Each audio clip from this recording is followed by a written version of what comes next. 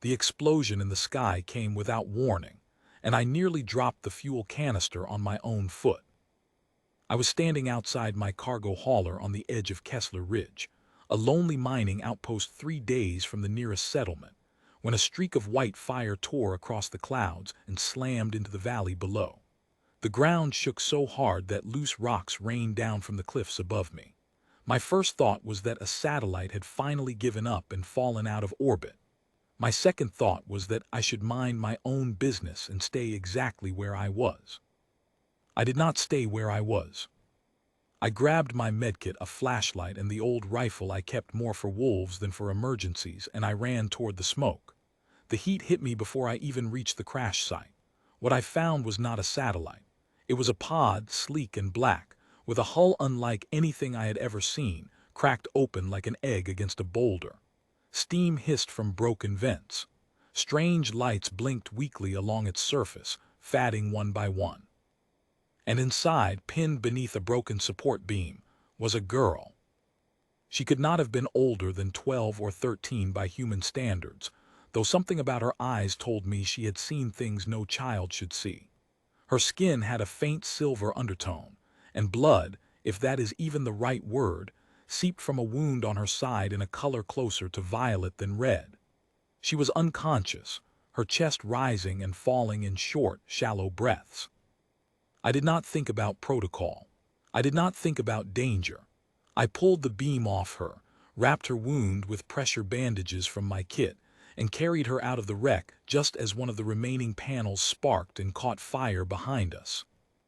By the time I reached my hauler, my arms were shaking and my shirt was soaked through with her blood. I laid her on the floor of the cargo bay, propped her head up, and did everything I knew how to do. I cleaned the wound. I stopped the bleeding as best I could. I gave her water when her lips cracked open in a silent gasp. I had no idea if human medicine would even work on her body, but I refused to sit and watch her die because I was afraid of the unknown. She woke up screaming. I do not blame her. She opened her eyes to a stranger, an alien to her, in a metal room that must have looked nothing like home. I raised both hands slowly, the way you would with a frightened animal, and kept my voice low and steady. "You're safe," I said, even though I knew she could not understand a word. "Nobody is going to hurt you here." It took hours before she stopped flinching every time I moved. It took 2 days before she accepted food from my hand instead of pushing it away. On the third day, she pointed at herself and said a word that sounded like "Myron." I pointed at myself and said my name, Daniel. She repeated it slowly, testing the shape of it in her mouth, and for the first time she almost smiled. We built a strange little world between us in that hauler, made of gestures and broken words and shared meals. She taught me sounds from her language. I taught her how to hold a spoon, how to laugh at something silly, how to fall asleep without checking the door every 10 minutes. She still flinched when I raised my voice, even gently, as if she expected punishment to follow. I never understood why until later. On the 6th night the sky lit up again.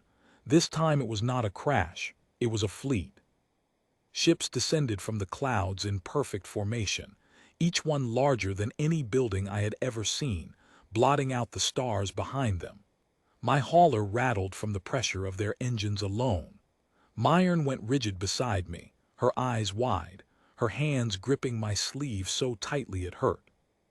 "They found me," she whispered in halting words she had learned from me. "They will not be kind to you."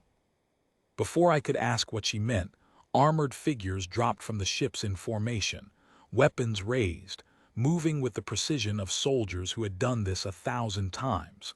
They surrounded the hauler within seconds. I stepped in front of Myron without thinking, my old rifle raised, knowing full well it would do nothing against them. "Stand down," one of them said in accented but clear English, the universal translator in his helmet buzzing faintly. "Step away from the child." "She's hurt," I said, my voice steadier than I felt. "I found her in a crash. I helped her. That's all I did." The soldiers exchanged glances I could not read behind their visors. Then the crowd parted, and someone else came through.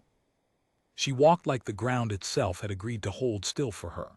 Tall, silver-skinned like Myron but with sharper, older features, dressed in robes that shimmered faintly even in the dark. Every soldier around her dropped to one knee the moment she passed. The air itself seemed to grow heavier. "Mother," Myron said, and ran from behind me straight into the woman's arms. I stood there holding a rifle that suddenly felt very small in my hands. The woman held her daughter close for a long moment, her composed expression cracking just slightly, just enough to show relief buried under years of practiced control. Then she looked at me, and her eyes were sharp enough to cut steel. "You are the one who found her," she said. It was not a question. "Yes," I said. "Her pod crashed near my outpost. She was hurt badly. I did what I could." "You had a weapon in your home. You had every reason to fear her, to fear what might come looking for her. Yet you chose to help a stranger who could not speak your language, who came from a sky you do not understand at cost to yourself." Her voice was calm, but there was an edge of disbelief in it, as if she were turning over a puzzle piece that did not fit anywhere in her world. "Why?" I looked at Myron, who was watching me now with the same searching expression her mother wore. "Because she was a child and she was hurt," I said simply. "I didn't need a reason beyond that." The Empress studied me in silence for a long moment. Around us, her soldiers stood frozen, waiting for a signal, a judgment, something. I realized then, from the way they held themselves, from the way even Myron tensed slightly beside her mother, that where they came from, mercy without a price was not something anyone expected. Kindness was currency there, traded carefully, never given freely. "In my empire," the Empress said finally, "no one helps without expecting something in return. Not soldiers, not nobles, not even family sometimes. My daughter was raised to expect nothing less than calculation from everyone she meets." "That sounds exhausting," I said before I could stop myself. For a moment I thought I had made a terrible mistake. Then, to my complete surprise, the corner of her mouth curved upward, just barely, like she was remembering how to do it after a long time. "It is," she admitted. "Myron tells me you asked for nothing. Not information about my empire, not payment, not even her name at first. You simply cared for a stranger because she needed care." "That's what people do where I'm from," I said. "Most of them anyway." Myron stepped forward then, out from beside her mother, and looked at me with something steadier in her expression than the frightened girl I had pulled from the wreckage days ago. "He stayed by my side even when I could not stop shaking," she said to her mother, her voice growing more sure with every word. "He never once asked what I was worth to him. He only asked if I was in pain." The Empress looked at her daughter for a long moment, then back at me, and something in her posture shifted, some old weight lifting slightly from her shoulders. "Among my people," she said, "there is no greater debt than the life of one's child. Whatever you require, human, whatever your world requires, you have only to ask." I did not know what to say to that. I had not saved Myron for a reward. I had not even known who she was until this very moment, standing in the glow of 100 ship lights with an empire kneeling around me.